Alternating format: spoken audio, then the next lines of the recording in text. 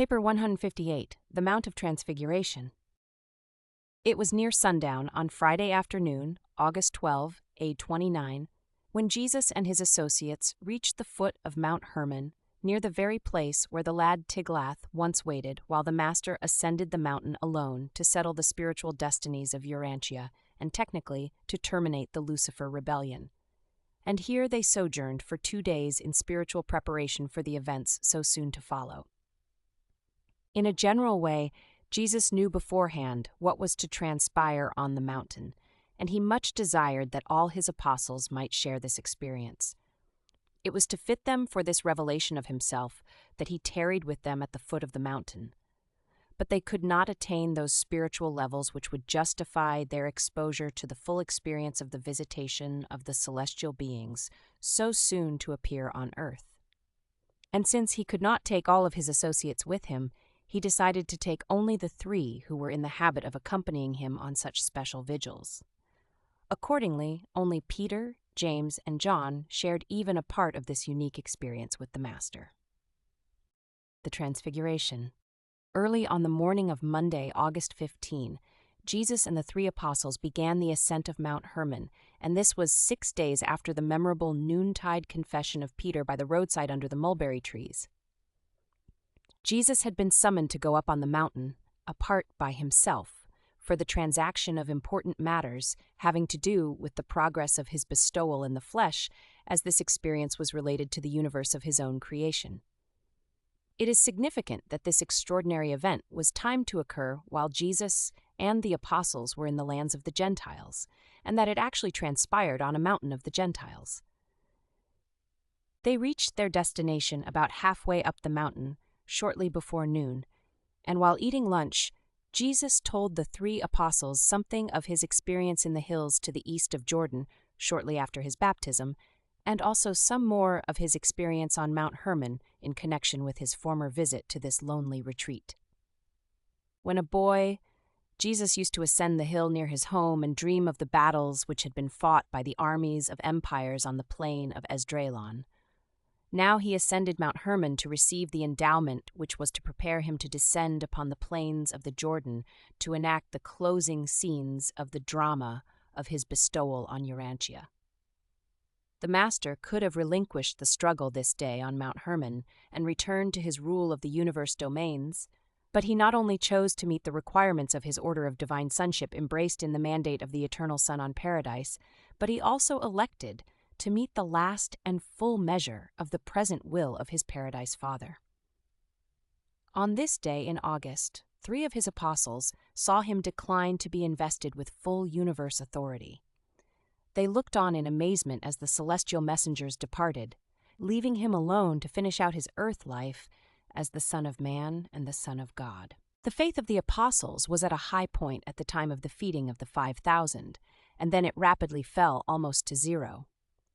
Now, as a result of the Master's admission of his divinity, the lagging faith of the 12 arose in the next few weeks to its highest pitch, only to undergo a progressive decline. The third revival of their faith did not occur until after the Master's resurrection. It was about 3 o'clock on this beautiful afternoon that Jesus took leave of the 3 apostles, saying, "I go apart by myself for a season to commune with the Father and his messengers. I bid you tarry here, and while awaiting my return, pray that the Father's will may be done in all your experience in connection with the further bestowal mission of the Son of Man." And after saying this to them, Jesus withdrew for a long conference with Gabriel and the Father Melchizedek, not returning until about 6 o'clock. When Jesus saw their anxiety over his prolonged absence, he said, "Why were you afraid? You well know I must be about my Father's business. Wherefore do you doubt when I am not with you? I now declare that the Son of Man has chosen to go through his full life in your midst and as one of you.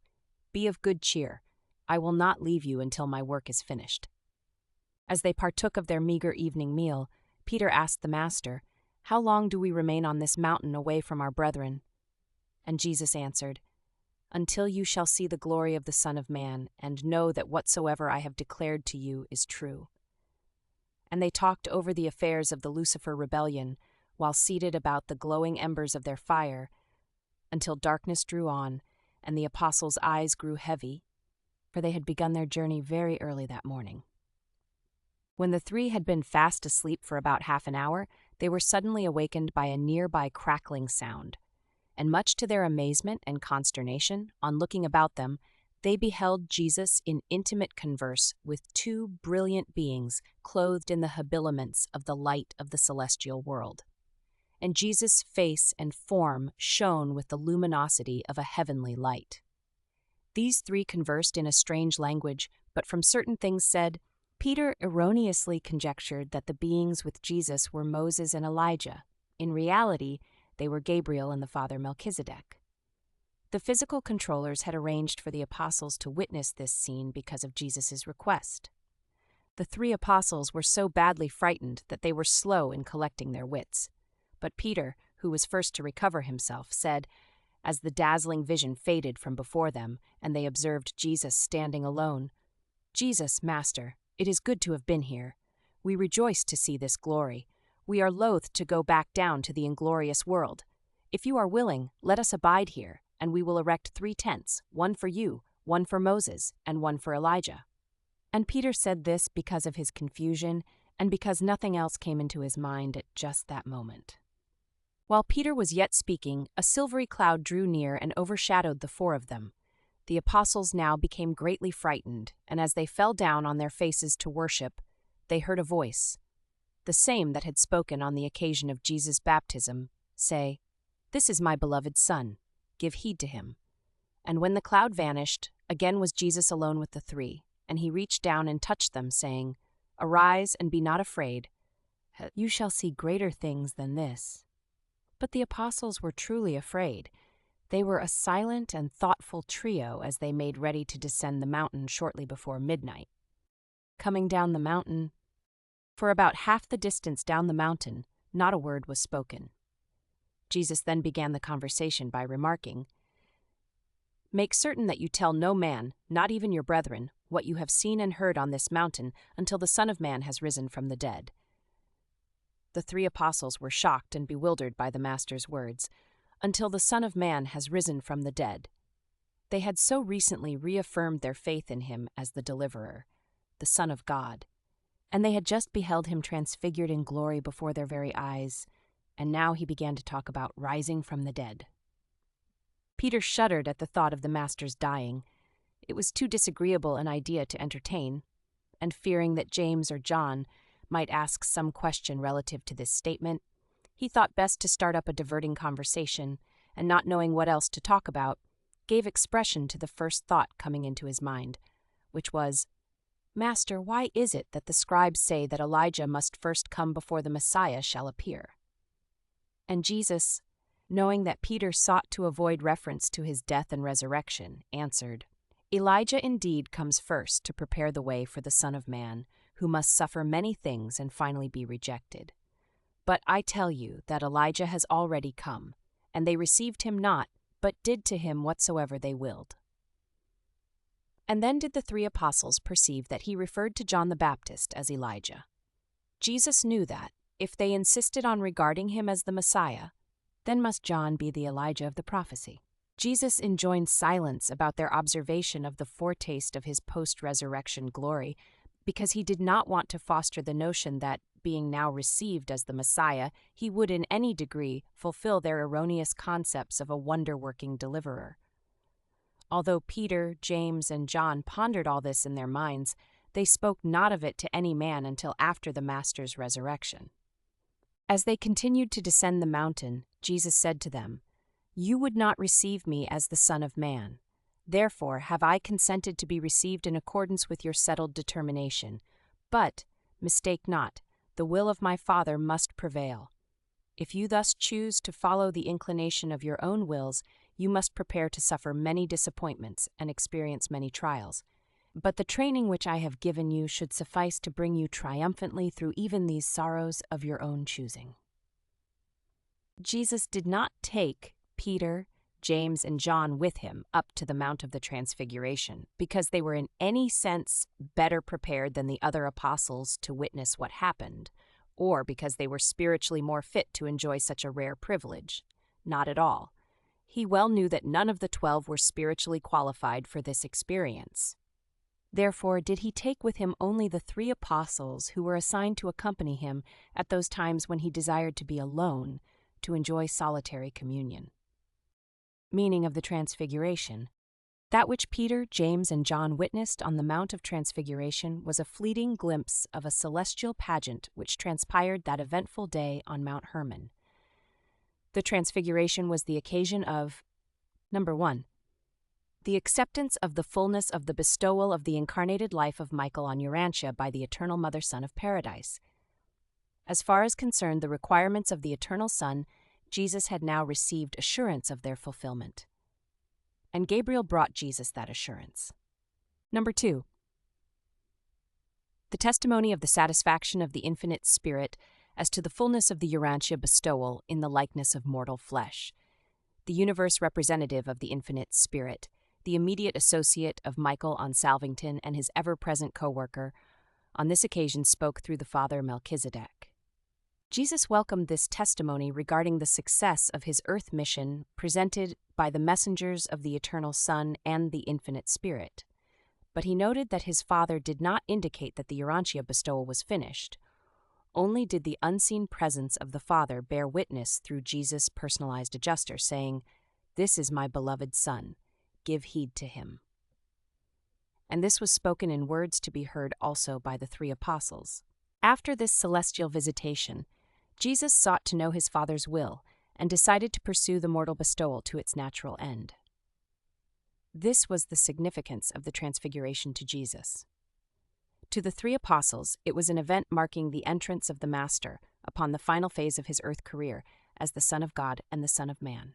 After the formal visitation of Gabriel and the Father Melchizedek, Jesus held informal converse with these, his sons of ministry, and communed with them concerning the affairs of the universe. The Epileptic Boy. It was shortly before breakfast time on this Tuesday morning when Jesus and his companions arrived at the apostolic camp. As they drew near, they discerned a considerable crowd gathered around the apostles, and soon began to hear the loud words of argument and disputation of this group of about 50 persons, embracing the 9 apostles, and a gathering equally divided between Jerusalem scribes and believing disciples who had tracked Jesus and his associates in their journey from Magadan. Although the crowd engaged in numerous arguments, the chief controversy was about a certain citizen of Tiberias who had arrived the preceding day in quest of Jesus. This man, James of Cephed, had a son about 14 years old, an only child, who was severely afflicted with epilepsy. In addition to this nervous malady, this lad had become possessed by one of those wandering, mischievous, and rebellious midwayers who were then present on earth and uncontrolled, so that the youth was both epileptic and demon-possessed. For almost 2 weeks, this anxious father, a minor official of Herod Antipas, had wandered about through the western borders of Philip's domains, seeking Jesus that he might entreat him to cure this afflicted son. And he did not catch up with the apostolic party until about noon of this day, when Jesus was up on the mountain with the 3 apostles. The 9 apostles were much surprised and considerably perturbed when this man, accompanied by almost 40 other persons who were looking for Jesus, suddenly came upon them. At the time of the arrival of this group, the 9 apostles, at least the majority of them, had succumbed to their old temptation, that of discussing who should be greatest in the coming kingdom. They were busily arguing about the probable positions which would be assigned the individual apostles. They simply could not free themselves entirely from the long-cherished idea of the material mission of the Messiah. And now that Jesus himself had accepted their confession that he was indeed the deliverer, at least he had admitted the fact of his divinity, what was more natural than that, during this period of separation from the Master, they should fall to talking about those hopes and ambitions which were uppermost in their hearts.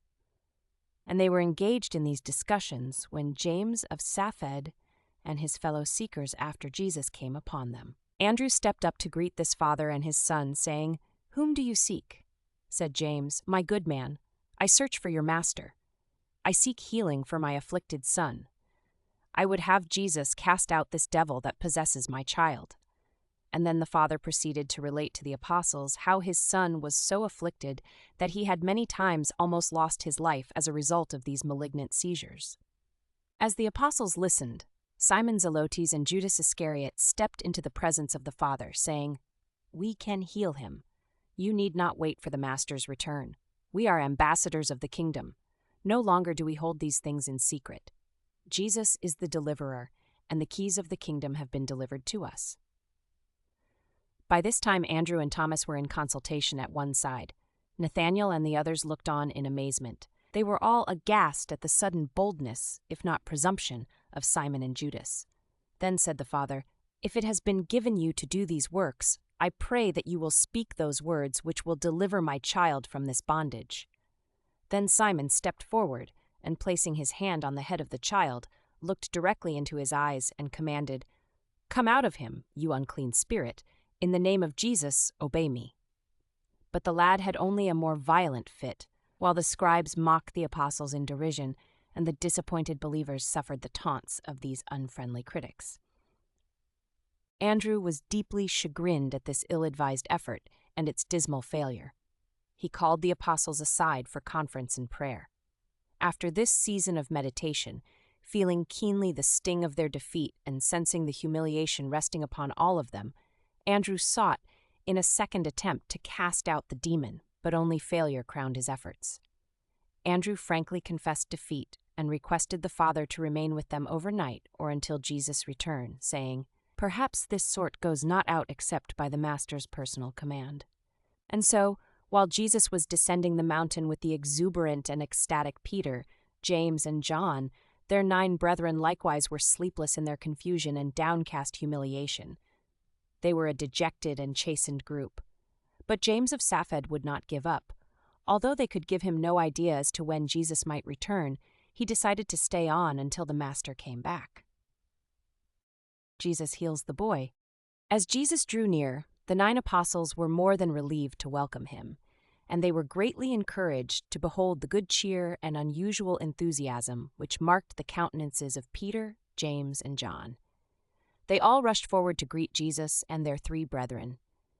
As they exchanged greetings, the crowd came up, and Jesus asked, "What were you disputing about as we drew near?"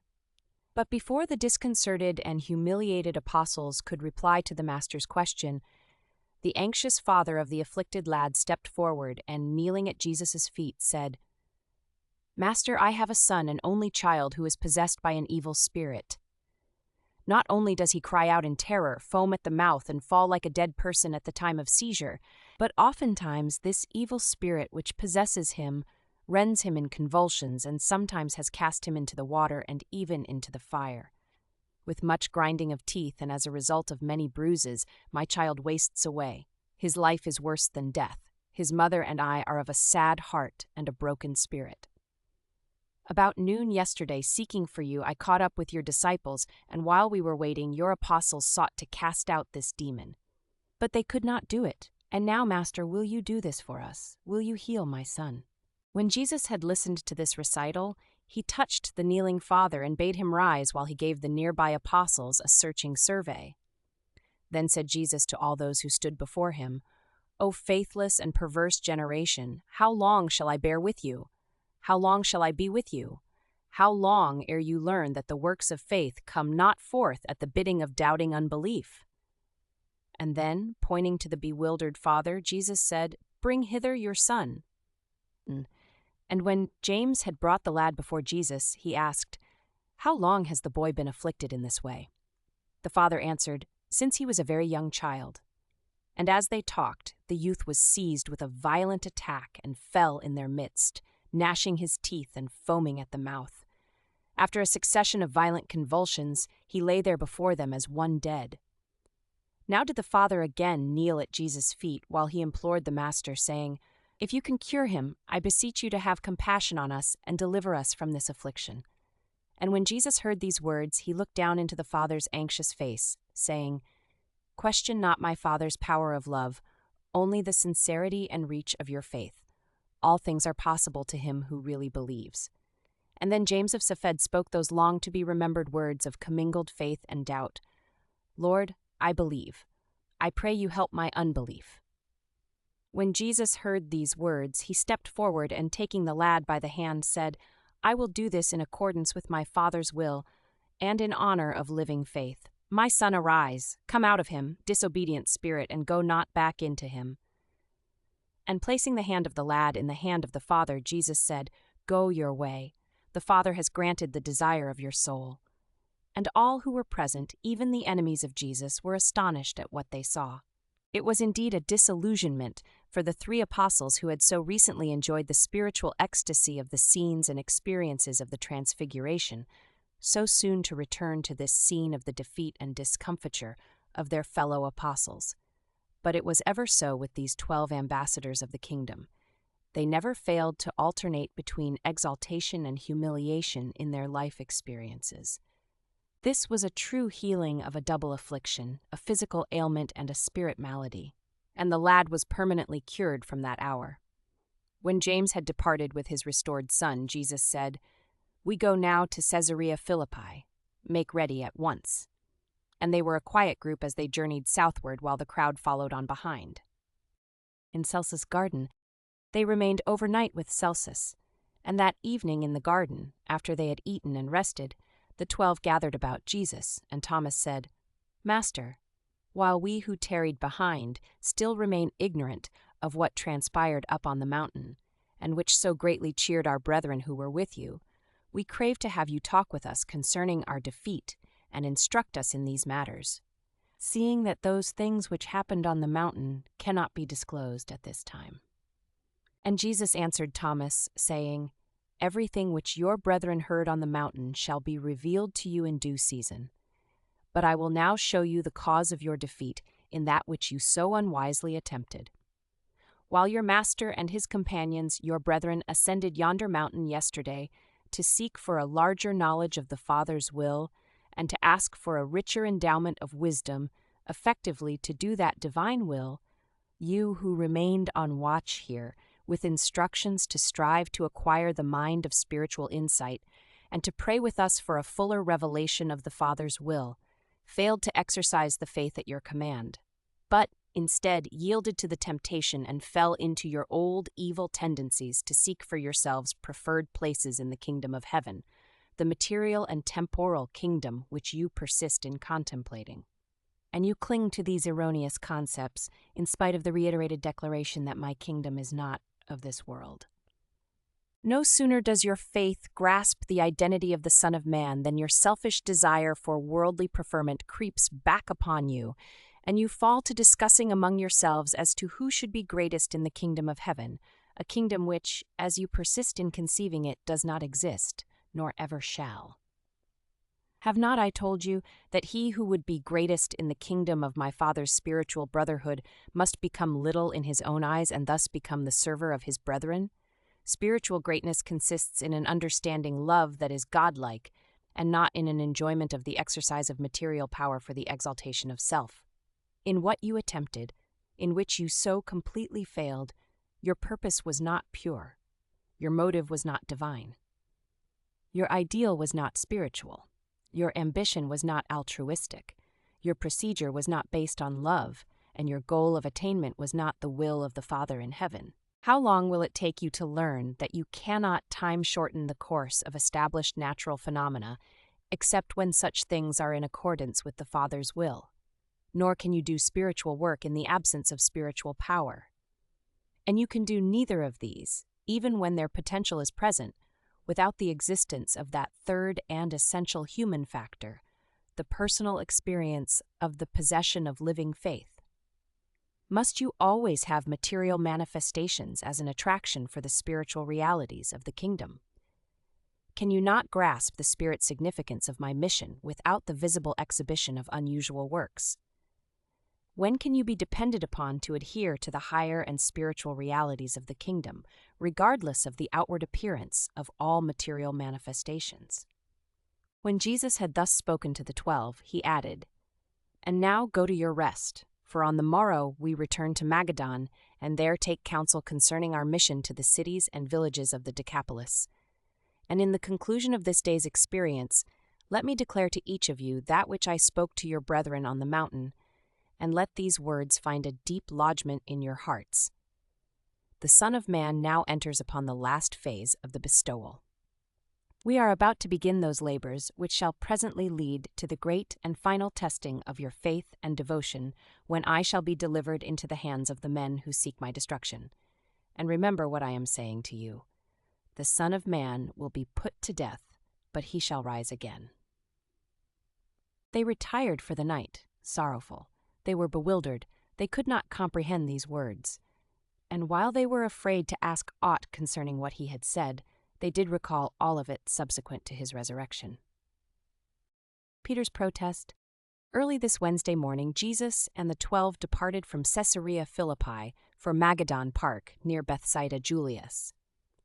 The apostles had slept very little that night, so they were up early and ready to go. Even the stolid Alphaeus twins had been shocked by this talk about the death of Jesus. As they journeyed south, just beyond the waters of Merom, they came to the Damascus road, and desiring to avoid the scribes and others whom Jesus knew would presently be coming along after them, he directed that they go on to Capernaum by the Damascus road which passes through Galilee. And he did this because he knew that those who followed after him would go on down over the East Jordan road, since they reckoned that Jesus and the apostles would fear to pass through the territory of Herod Antipas. Jesus sought to elude his critics and the crowd which followed him, that he might be alone with his apostles this day. They traveled on through Galilee until well past the time for their lunch, when they stopped in the shade to refresh themselves. And after they had partaken of food, Andrew, speaking to Jesus, said, "Master, my brethren do not comprehend your deep sayings. We have come fully to believe that you are the Son of God, and now we hear these strange words about leaving us, about dying. We do not understand your teaching. Are you speaking to us in parables? We pray you to speak to us directly and in undisguised form." In answer to Andrew, Jesus said, "My brethren, it is because you have confessed that I am the Son of God, that I am constrained to begin to unfold to you the truth about the end of the bestowal of the Son of Man on earth.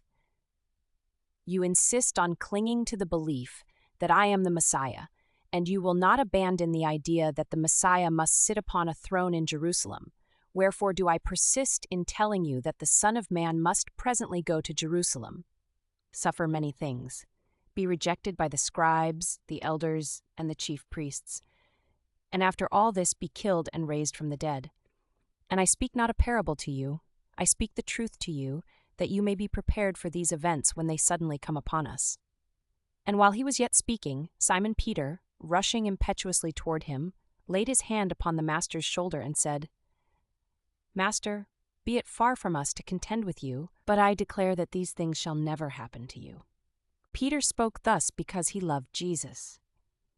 But the Master's human nature recognized, in these words of well-meant affection, the subtle suggestion of temptation, that he change his policy of pursuing to the end his earth bestowal in accordance with the will of his paradise Father.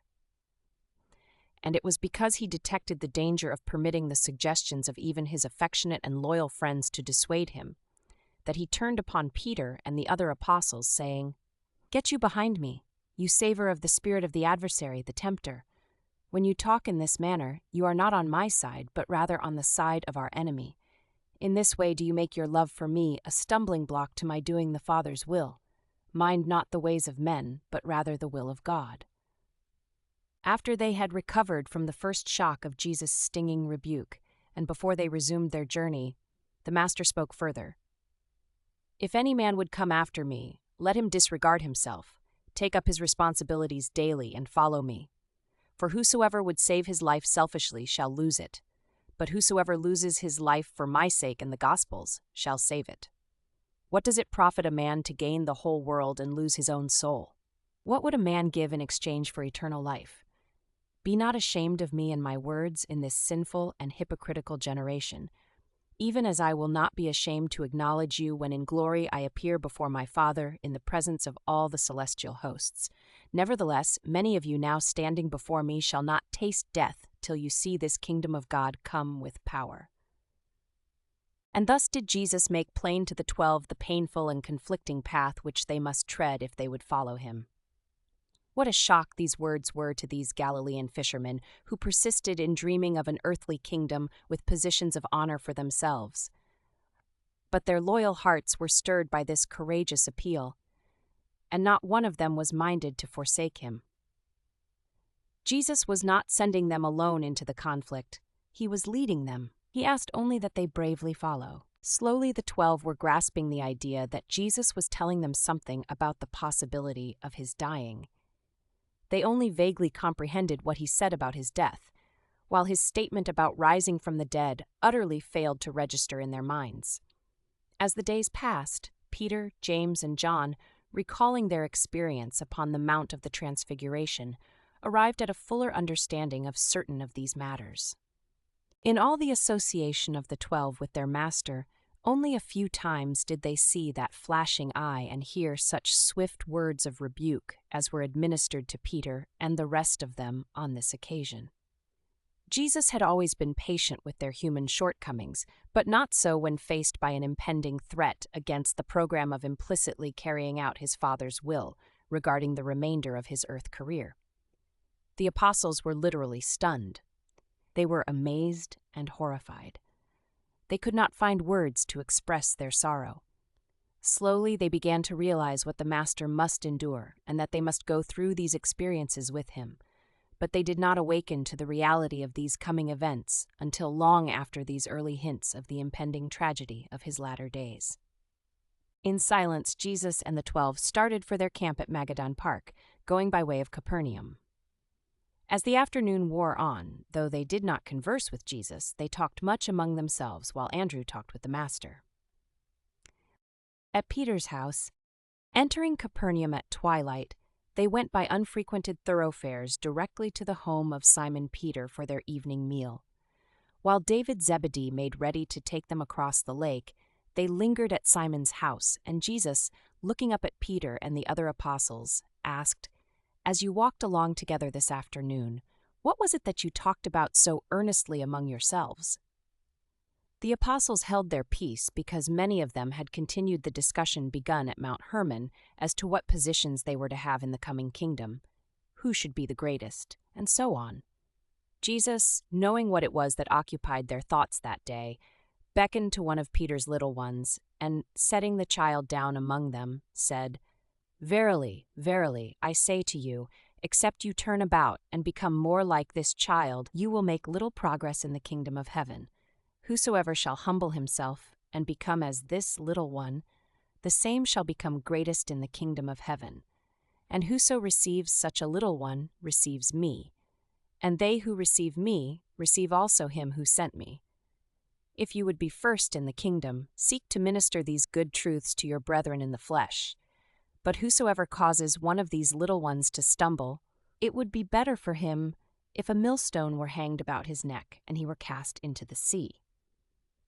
If the things you do with your hands, or the things you see with your eyes, give offense in the progress of the kingdom, sacrifice these cherished idols, for it is better to enter the kingdom minus many of the beloved things of life, rather than to cling to these idols and find yourself shut out of the kingdom.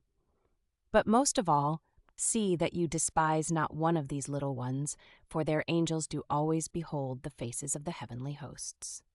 When Jesus had finished speaking, they entered the boat and sailed across to Magadan.